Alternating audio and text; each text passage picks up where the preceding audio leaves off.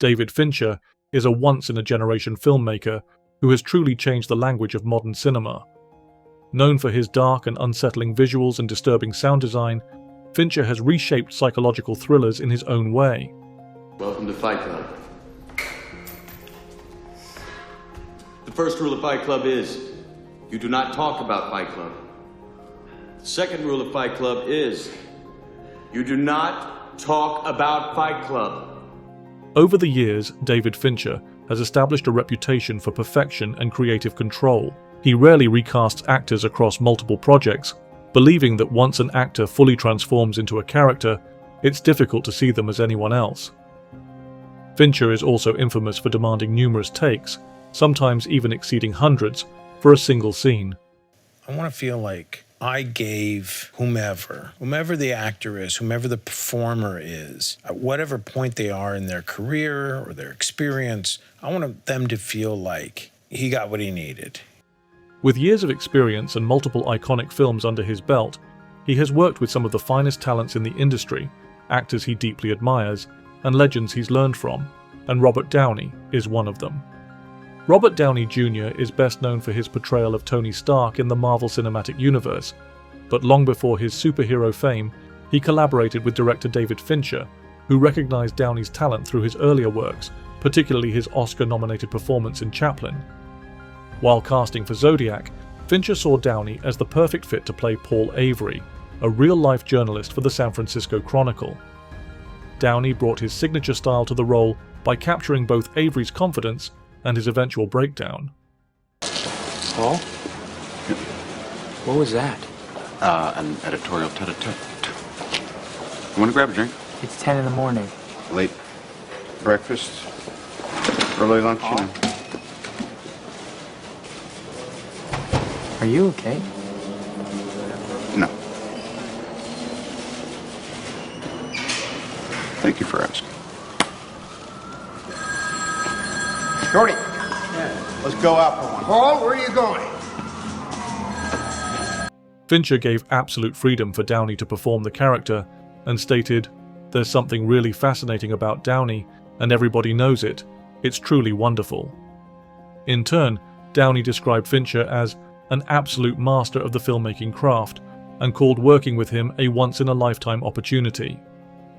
Zodiac is widely regarded as one of Fincher's true masterpieces, and he has openly praised several of the film's performances, particularly that of Jake Gyllenhaal. Gyllenhaal is a gifted actor, and his performance as Louis Bloom in Nightcrawler ranks among the greatest portrayals of a psychopath in cinematic history.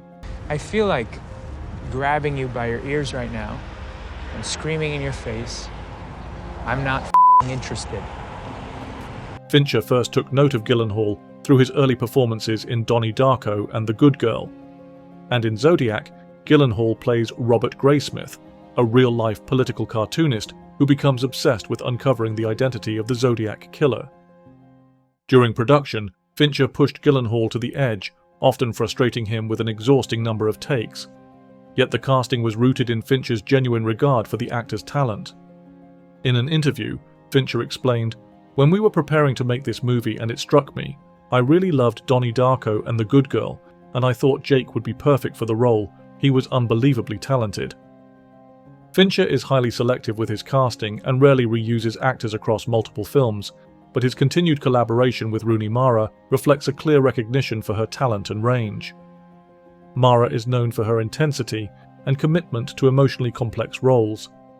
She gained widespread recognition for her portrayal of Lisbeth Salander in David Fincher's The Girl with the Dragon Tattoo, a performance which solidified her celebrity status and earned her an Academy Award nomination. What do they say? If you had to sum it up, they say I'm insane. Fincher initially cast Mara in the film The Social Network, where he quickly took note of her talent and screen presence. When it came time to cast Lisbeth Salander in The Girl with the Dragon Tattoo, he conducted multiple screen tests with Mara and was struck by her persistence. "She was amazing and wanted it more than anyone," Fincher said. "She never gave up, which I found incredible. It made me think she was perfect to play Lisbeth Salander because Lisbeth wouldn't quit either." The film was a huge success and grossed over $200 million at the box office. Fincher was satisfied with Mara's portrayal of the Gothic hacker and said, "It doesn't happen very often when the hand fits the glove like that. It's a great relief." Mark Ruffalo has carved out a distinct place in Hollywood with his measured performances. With multiple Oscar nominations and a successful superhero franchise to his name, Ruffalo is a major figure in the industry. Fincher was one of the first to recognize his potential and specifically asked him to play Inspector David Toschi in Zodiac. Although Ruffalo was initially uninterested, Fincher's passion for the project and ongoing script revisions ultimately convinced him to take the role, resulting in a subtle yet memorable performance which ultimately anchored the film. Fincher has consistently acknowledged Ruffalo's talent, even comparing him to legends of the craft. Mark Ruffalo is the master of this, one of cinema's true masters. I'd put him in rarefied company with Spencer Tracy, Montgomery Clift, or Gene Hackman as perfect examples of motion picture actors. You can't even see what they're doing from the fourth row. The close-up was invented for them, and they reward our eyes, ears, and ultimately our hearts, if only we give them our time. Fincher's comments reflect the level of respect he holds for Ruffalo and his talent, and he has often expressed similar admiration for screen legends like Spencer Tracy. Tracy was one of the most acclaimed actors of Hollywood's golden age. Known for his naturalistic acting style, Tracy has earned 9 Academy Award nominations and won 2 consecutive Oscars, becoming the first actor to do so. I think your friend is trying to start trouble. Why ever would he want to do that?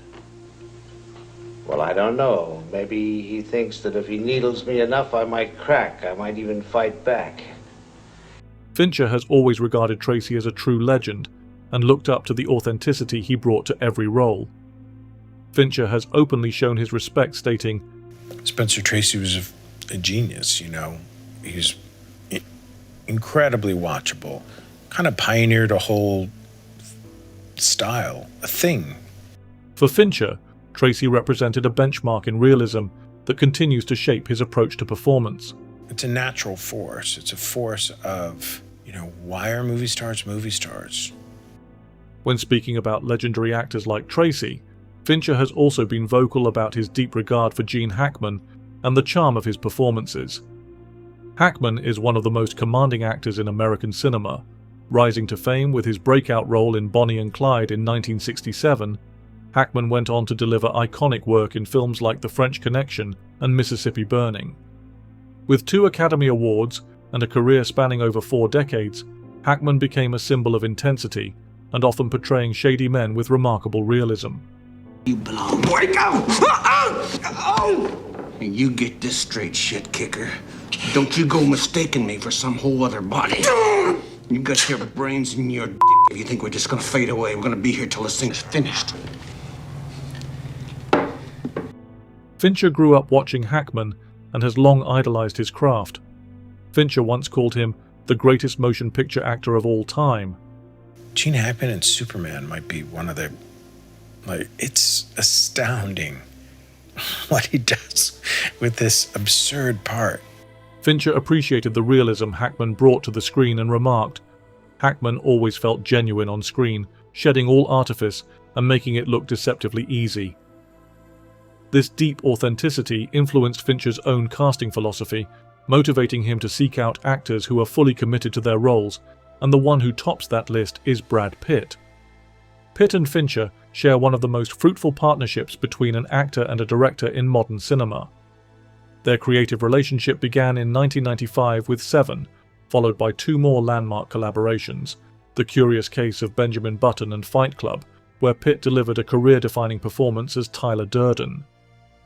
In 2023, Pitt took to the stage in Paris to present Fincher with the prestigious Honorary Caesar Award, offering a warm and personal tribute to their long-time collaboration and friendship. Pitt spoke about Fincher's remarkable body of work and said that even though Fincher is often the smartest guy in the room, he's also self-deprecating and the funniest person he's ever met. My life was forever changed one day in '94 when I sat down for a coffee with David Fincher. What makes their partnership stand out is that Pitt isn't just showing up to act, he's fully invested in the creative process, and this is what Fincher likes about him.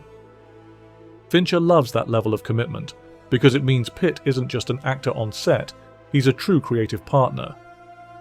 Fincher has also always praised Pitt for his willingness to dive into challenging roles. You know, he's a director's dream. He's one of those guys who's like, if you can answer the questions when he poses them, he wants to serve the director. Notably, Pitt remains the only actor to lead in multiple Fincher films, a testament to their mutual respect and creative chemistry. You know what? I'm going to give my friend Fincher a pass as well, and just say I love that man dearly. He's changed my life, and he's the master. He's a master.